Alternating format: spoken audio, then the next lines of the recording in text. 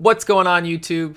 Today we're going to talk about Berzerker #1 from Boom Studios in this next installment of Sparks Notes comic reviews. But first, if you haven't already, please subscribe to the channel, drop a like, and drop a comment below and let me know what you thought of Berzerker #1.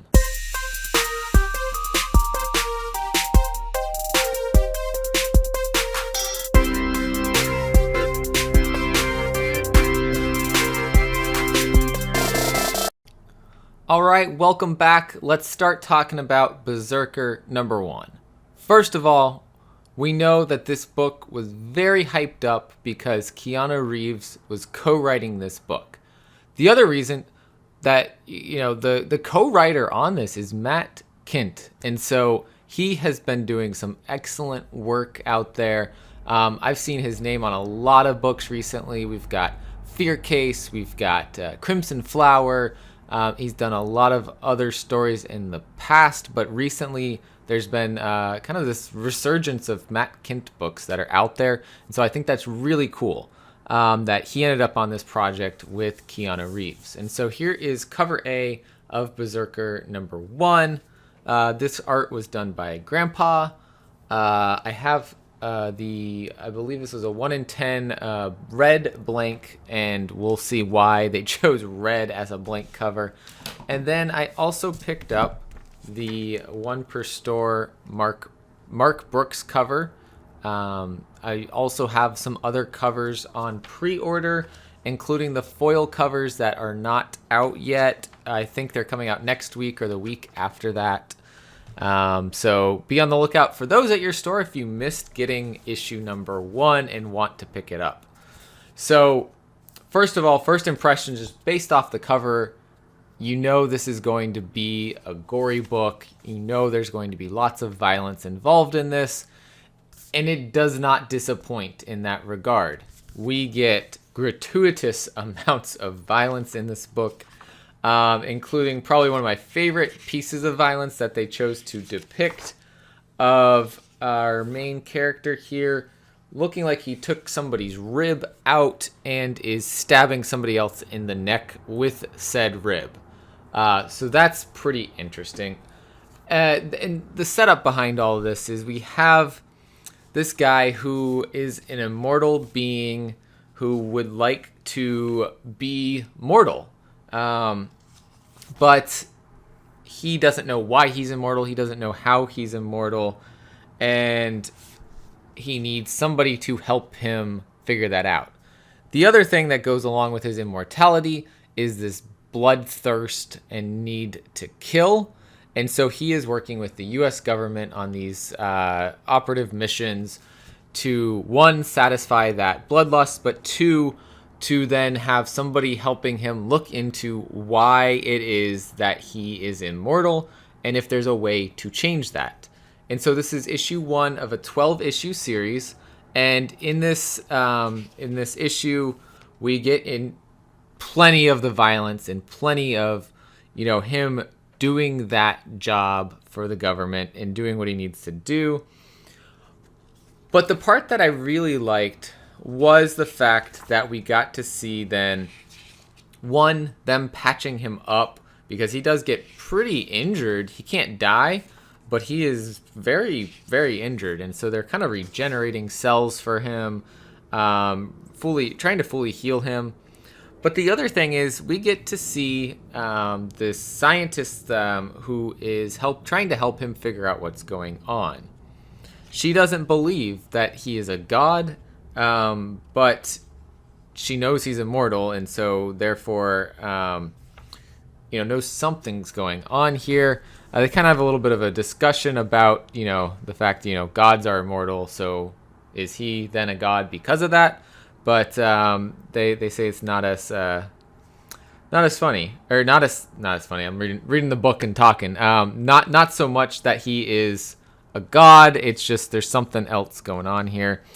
But she noticed something during his last mission that was different than his usual brain scans, and she's trying to figure out what triggered it. And so for him, it seems to have happened when he saw this child of the target that he was going after, and they said no witnesses, so the kid got killed.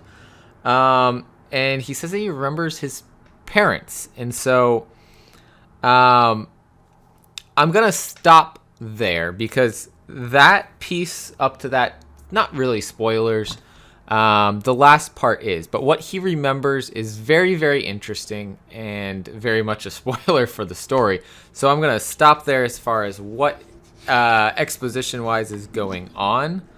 But it's very, she's trying to help him kind of pull back memories of how he got to where he is now. Because it seems like some of that's been blocked off in his mind, and maybe part of that's going to unleash the information that they need to figure out why he is immortal. But I thought with the hype behind this series that potentially it wasn't going to be able to stand up to all of the hype that got behind it, and I was very happy. I'm very happy to say it stands up to the hype.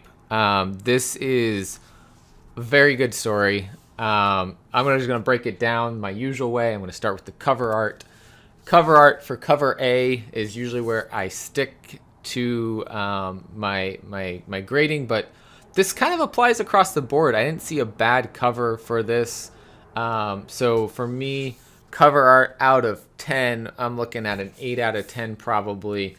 And that also goes with, because the back, they got this cool Berzerker logo where you can see his face in it. So I thought that was pretty cool. Interior art is perfect to depict this story. We're getting great depictions of the gore, of the fighting, of even the science side of things. Him being regenerated. We've got all the monitors with his brain scans of all this other stuff going on. And I bet there's stuff in here that, you could look real close and might be able to pull out some more information. I haven't done that yet, but might be something worth looking at. We see something looking at, it's interesting that says your non-blood clotting electrolytes were off the chart. And we see, image-wise, we see some hormones that are not related to the words there. But outside of that, I really have nothing that and as a casual reader, you wouldn't, or someone who doesn't have background in knowing that information, you wouldn't know that that's not matching up. But so that's really my only thing that I've looked at and said that could be different. Everything else I love about this story. I love that we are seeing just how brutal he can be because of his bloodthirst. And I love that we are seeing just how inquisitive he is and how much he really doesn't want to be who he is. So there's some good development of who he is as a character. There's great depictions of everything that's going on in this. So interior art, again, I'm going to go with 8 out of 10. Characters, we only really get our main character here, the guy that looks exactly like Keanu Reeves, and even to the point of what I thought was pretty funny, this scene here of him, not funny, but kind of good way showing the character in the rain and kind of, it's time he has to go and do this mission he really doesn't want to do. So characters, I'm going to give a 8 out of 10 because mainly we haven't gotten these side characters developed yet. But I have a feeling that we are going to get a good depiction of these characters as we go on. Including the scientist, who I don't know if we ever got her name. They just are talking, and so that kind of wish we had a name there. I might be wrong, so if you remember what the scientist's name was, drop that in the comments, please. I'm gonna have to do another reread of this because I think this is a book that you should read more than once.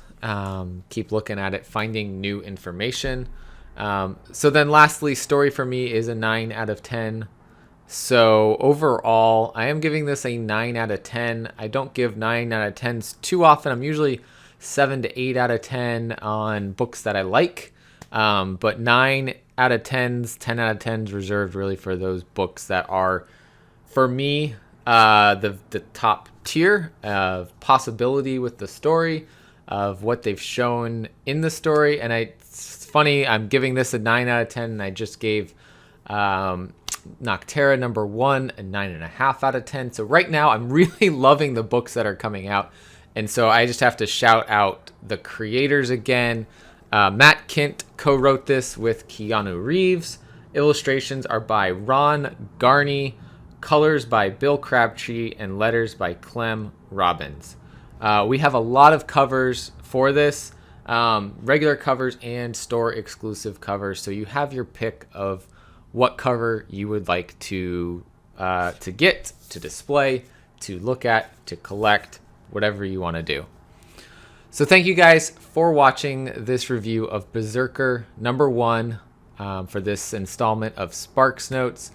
Always remember, guys, collect what you love. I'll see you next time.